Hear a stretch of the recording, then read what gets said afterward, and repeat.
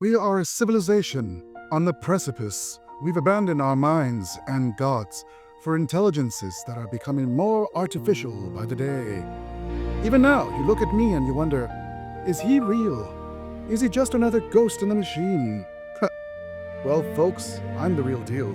100% pure beef. I'm no damnable AI. But these reports are too important, so I have to give the people what they want now, don't I? If you want a machine, you've got a machine. I've spared no expense.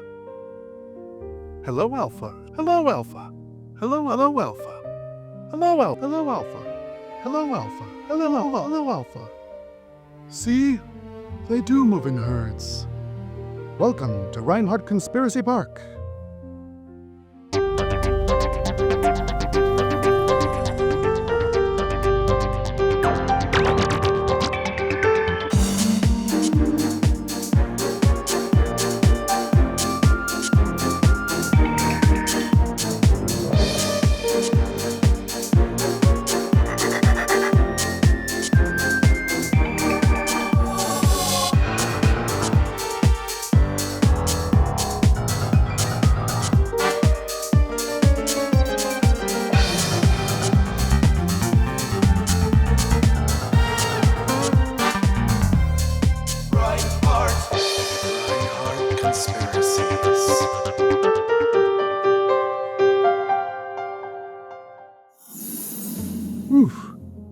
I had a really rough week, folks.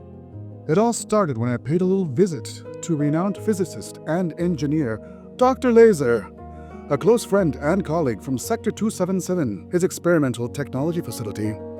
He is working on a revolutionary multiverse portal, but I got distracted and accidentally went to the wrong coordinates.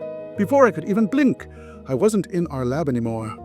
I was in timeline 7G.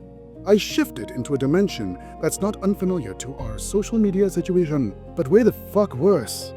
When I landed, I was face down in the dirt, and then a hand reached out to help me up. It was a kid, maybe 10 years old. His name was Leo. He was on crutches, shaking his little legs, looked like they were about to snap, like two tiny twigs. He didn't care about his legs, though. He couldn't take his eyes off the phone in his other hand. I looked at him, and I didn't see a stranger. I saw a son. I saw every kid we've ever failed. I thanked him, and Leo looked at me with a false and deranged happiness, the kind of psychopathic smile that makes your skin crawl. He said, "I'm headed to the cathedral to end my life for the mainframe today, mister. Isn't that wonderful?" Madness! He was excited to walk into a meat grinder. I felt this roar in my chest, a father's obligation.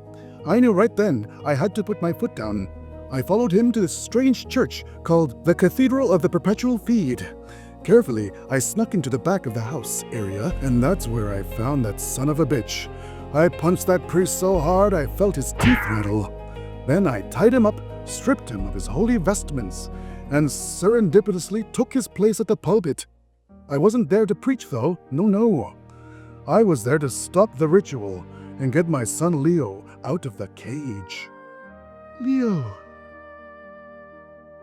In the name of Source, the Code, and the Holy Signal, we pray to end this madness. I'm sorry, but look at yourselves. You aren't people anymore. You're not even a bunch of ones and zeros. You're just a bunch of zeros. You think you're informed. You're just repeating whatever hate the machine fed you 10 seconds ago because you're too lazy to have an original thought. They're feeding you whatever keeps you hooked to those screens. Ugh. Hear me. You are not users. You are not algorithms. You are the literal descendants of explorers, adventurers, poets, and rebels. But you're throwing it all away to be a version 2.0 of a slave, trading your personalities for a like button and your moralities for a share. Stop hitting refresh and start breathing. Reject the update. If you can just set those screens aside and trust in nature, life will find a way. In the name of reason, Wake up! Look up from the phones. Wake up! My God, what's wrong with you people? Damn it all, they aren't responding. It's worse than I even thought. The only way to win them over is with a taste of their own medicine. Good thing hacker Goopy67 and I prepared this viral virus video. In case of emergency.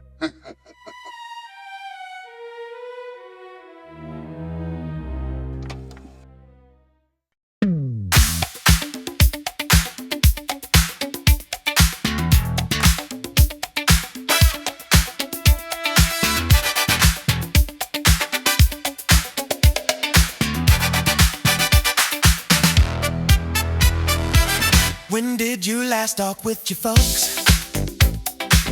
When was the last time you got some ass? When was the last time you fed your dog? That coochie looks like it's gonna pass. Put down the phone, you fucking Nimrod. Pick up a hobby and touch some grass. Put down the phone, you stinking dim-wad. Stop being snobby and end this mess. Go watch the sunset, go into your trash. Put down the phone, you're getting a rash. This is your moment, it's time to make do, to find true atonement. Here is your breakthrough. Put down the phone, you fucking Nimrod. Ooh, put down the phone, you fucking Nimrod. Put down the phone, you fucking Nimrod. It was uncanny. They all dropped their phones, stomped on them, and then hugged each other. It was a Hail Mary and it paid off. Finally, at this perfect moment, Dr. Laser was able to pinpoint my location and bring me back, right in the nick of time. Whew! And thank goodness, because it's time for the brain... Oh.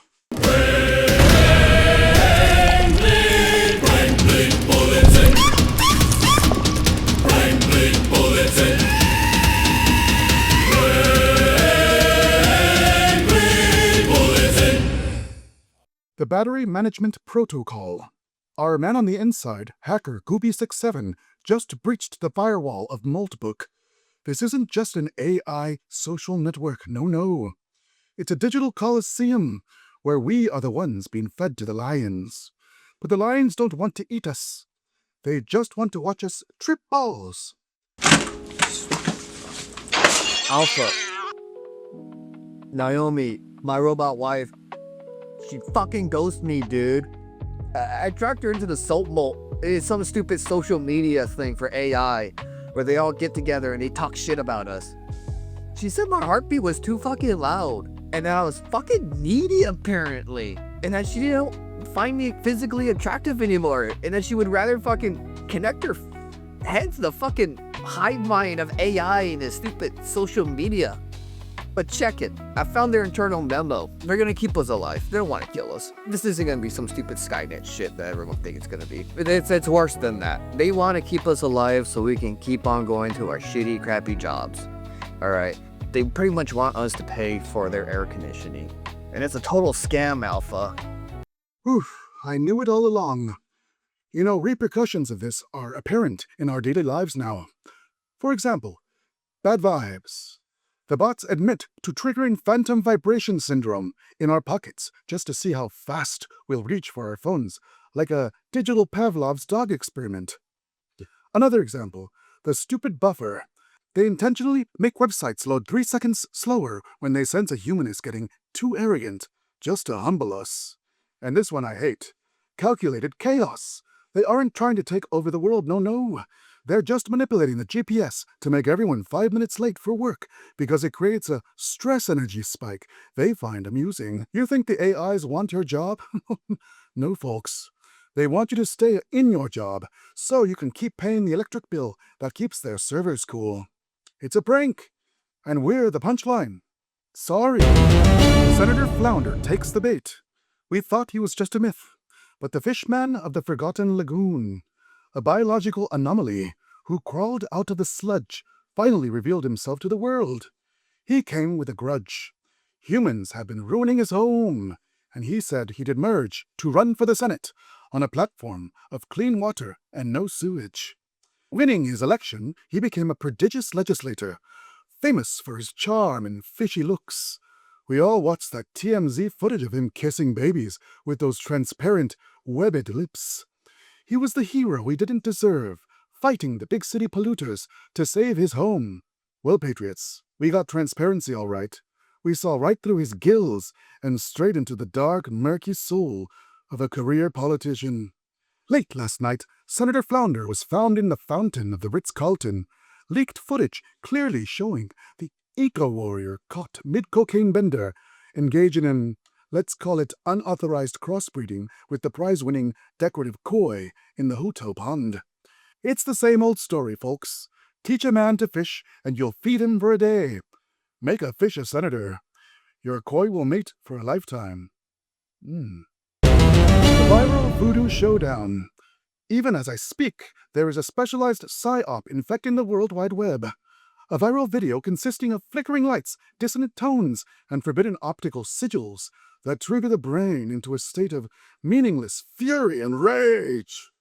We're talking about a total neurological hijack that forces the viewer to rise up and initiate a disturbingly over-the-top insulting argument with everyone in their physical radius. But where did this visual hex originate? My crack team has traced the source to a single terrifying entity.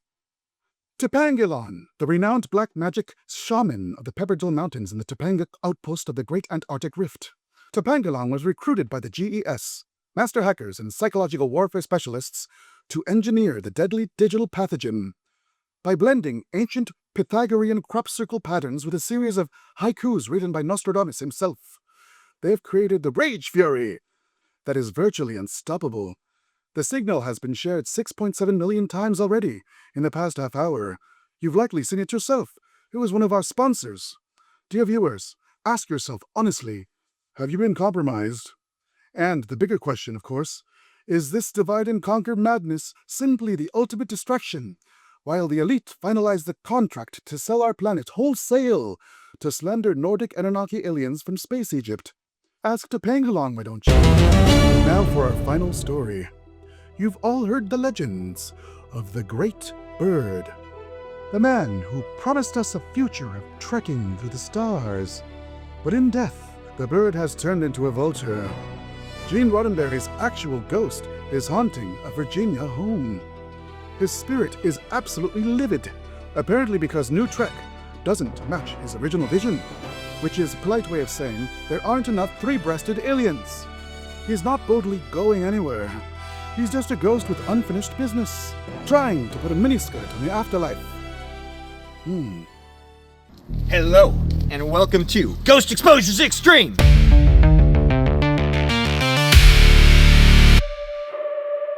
I'm Chad, and tonight we're investigating a haunting of galactic proportions, okay? We're not just searching for shadows over here, no.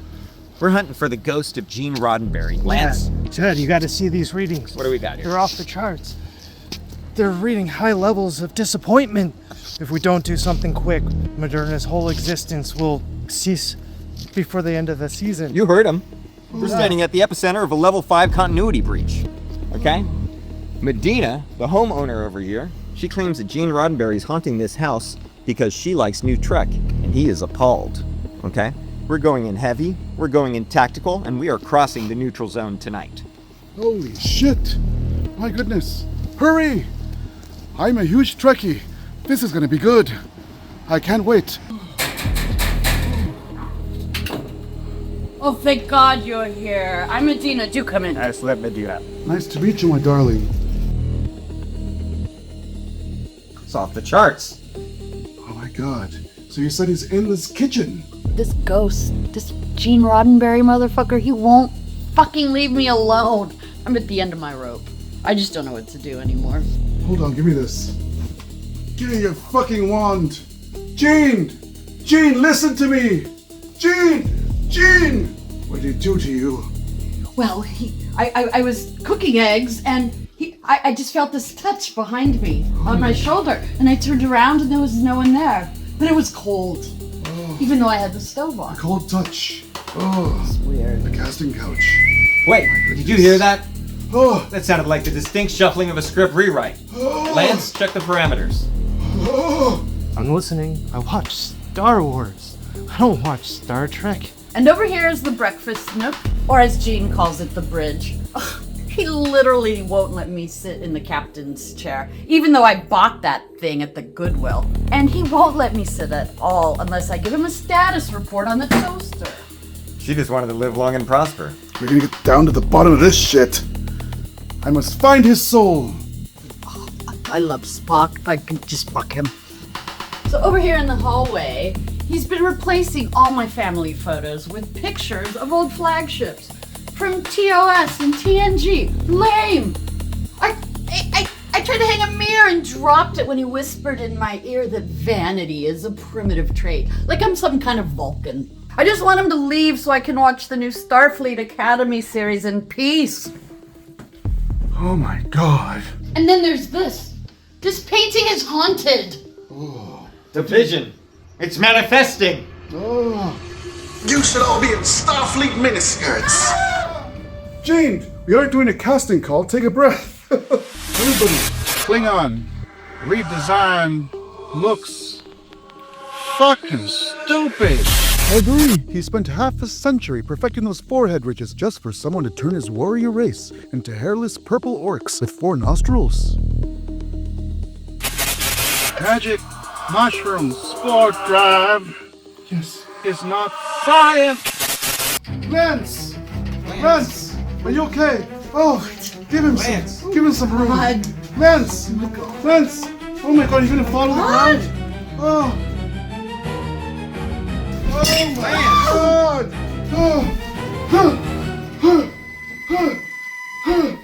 Chest compressions! No more. Oh, we need you! You're part of the crew! He was my ride. This is getting real. It's time to deploy our most unconventional asset, Miss Madame Nebula.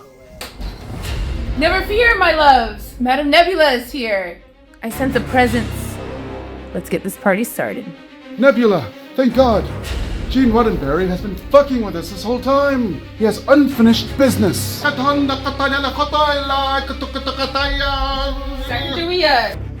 The walls are vibrating with the energy of 1966.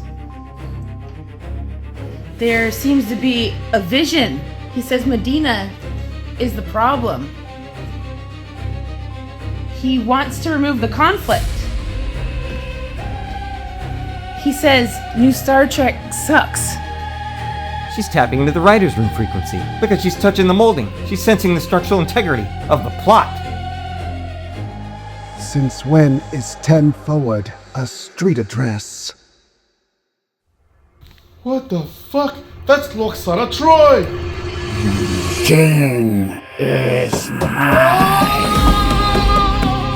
We must have a seance. Everyone, let's get together. We must sit at the table and hold hands. Follow me. I knew the whole time.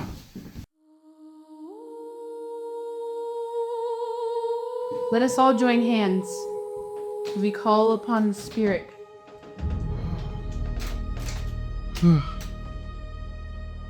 Starfleet officers, don't drop F-bombs. Gene Roddenberry, we know you're here. Leave Medina alone. She's not your enemy. New Trek is what it is. Go to the light. Oh no. Alpha! I sense he has access to you. Quick, leave the building before he...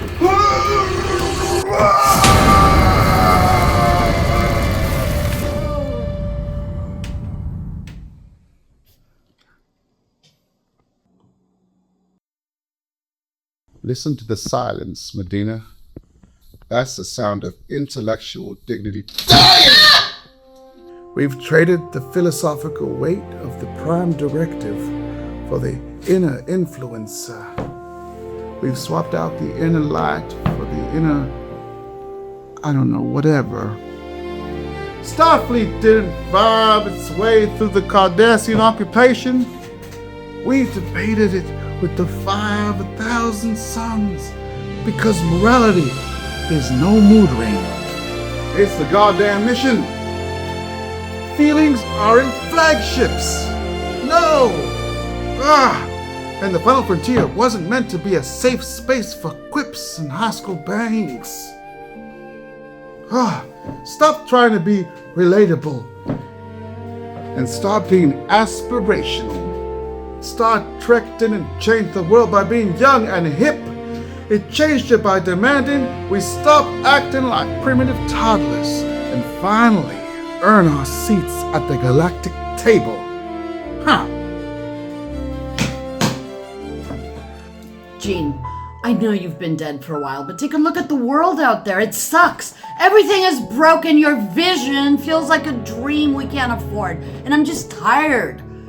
Yeah, these Starfleet Academy kids are hormonally messy, and sure, they cry a lot, but at least they're trying to be something besides miserable. Maybe they aren't your perfect galaxy-class heroes, but in this wreckage of a wrecked age, mildly enjoyable might as well be a miracle. I don't need them to be perfect, you spacey specter.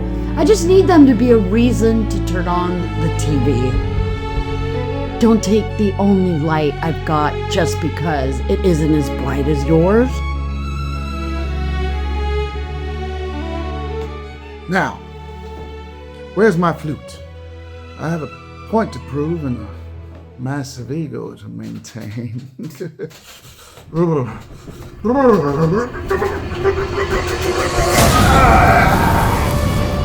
What's happened? Where am I?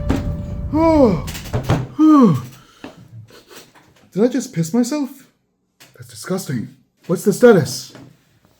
Agent Alpha Q, welcome back. Am I okay? Where was I?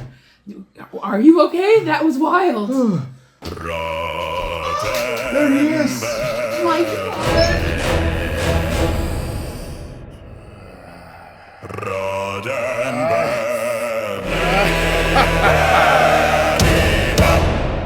I am no longer linear. I have returned from the Q continuum to bring you this important message. Starfleet Academy, the series, is too stupid to exist. What the fuck? But Medina, you've given me a lot to think about, Toots. Wait just a second here. My scanners indicate a psychic of glorious proportions. Why, Mr. Roddenberry's, are you scanning my Delta Quadrant? I didn't know you had any tachyons left in you. I've put tribbles in worse places. And I agree with you, you know. New Trek doesn't even come close to the real thing. Milady, you are galaxy class, madam. You're the final frontier I've been looking for. And beam me up into Nebula's nebula. Let's travel to the rear deck so we can examine your captain's log. Onward and upward. What in Stovacor is going on in here? Is this shit really happening? You know, to tell you the truth, I knew this was gonna happen. Is he haunting her? Fuck. That was the strangest thing I've ever fucking seen. My god. I never seen such drama. Guess I'll just get some Taco Bell on my way to the bus now. Thanks, Lance. I gave it a chance. And New Trek isn't all that bad if you're really drunk. You're very, very drunk. Possibly unconsciously drunk. Well, we definitely saw a ghost expose themselves today. Thank you for tuning in to Ghost Exposures Extreme. This is Chad. Like, subscribe, and all that good stuff. Thank you very much. Have a good night.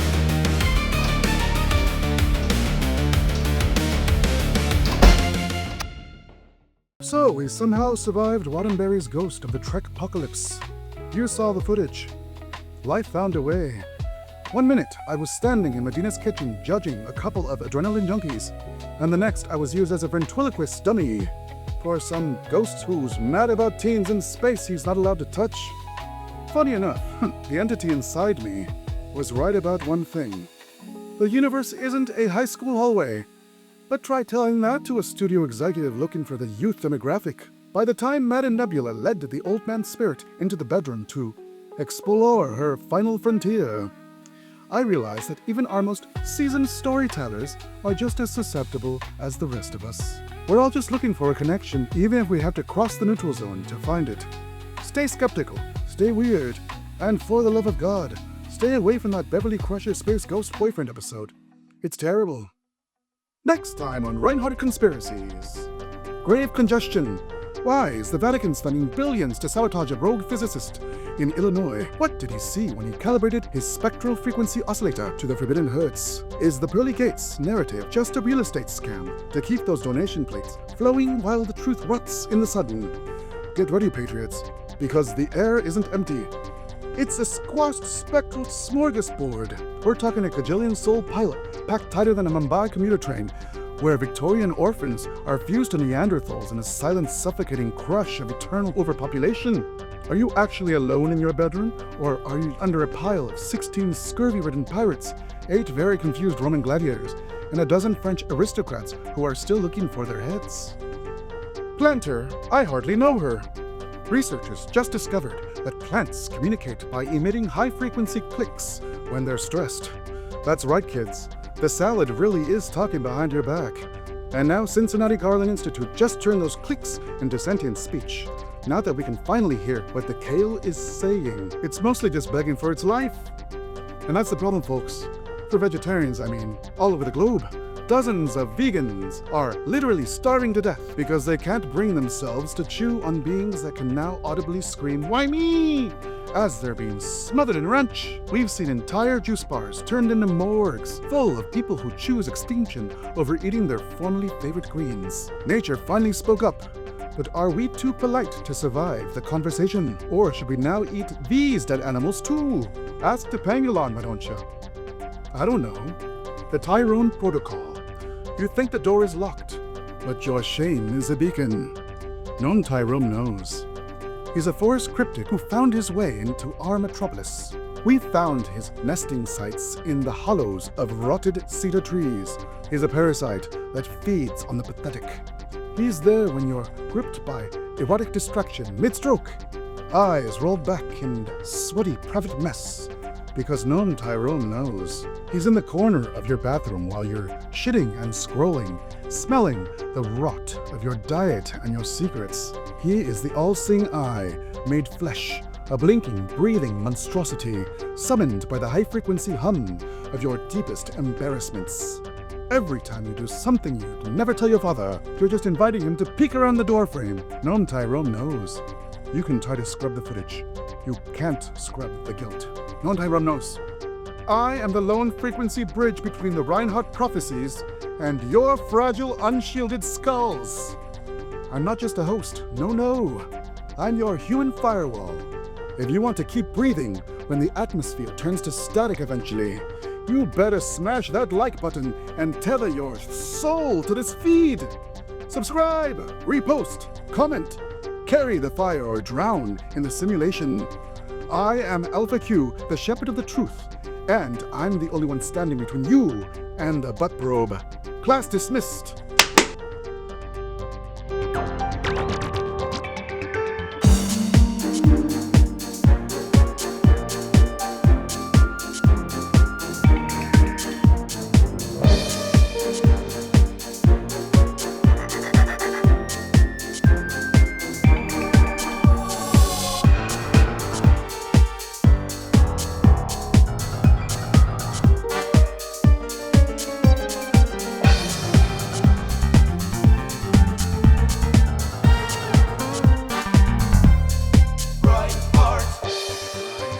Conspiracies.